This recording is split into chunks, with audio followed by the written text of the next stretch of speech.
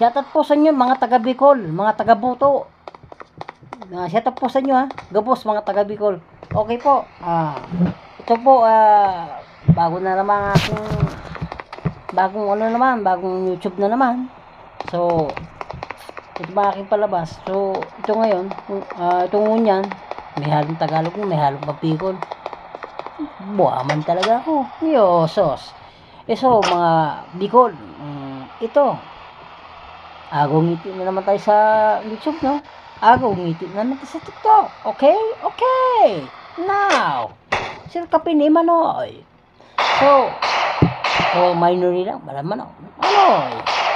Mga katikto ko man, o mga taga-boto.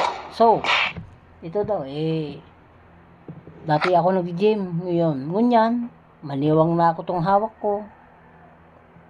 Nagbaba aking mga baksak aking hawak, yun. Hindi mga nagpatagulo ng pag-gym. So, mga taga-boto, napakahirap talaga.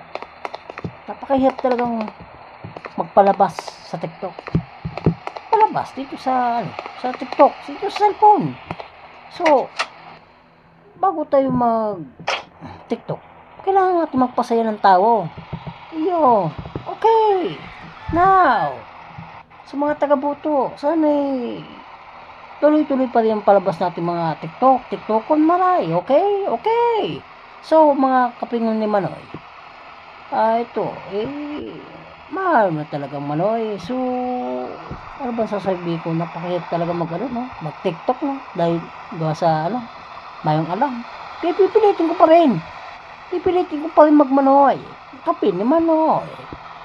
So, ano ba sasabihin ko? Napakahirap talagang kumita, no? Pero mahirap talaga mag-video sa harapan sa cellphone.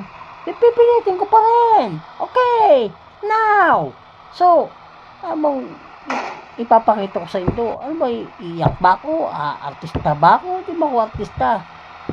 Ito lang, anong gagawin ko? Ay, bibigay ko palabas sa inyo. Pero, huwag nyo kakalimutan mag-live, ha? Pero, kikita din ako dyan. So, mga, yun. Hirap talaga. Noy, Noy? Noy, ano ipapakita ko sa mga vlogger, Noy? Hirap talaga magpalabas, no? Napakahirap. Noy, naiintindihan mo ba ako? Ha? Okay, naiintindihan niya ako ng pamangkin ko. Okay, ano ba ipapalabas ko sa inyo? Okay po,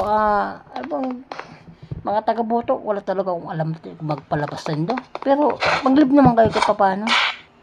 Susunod, sasanayin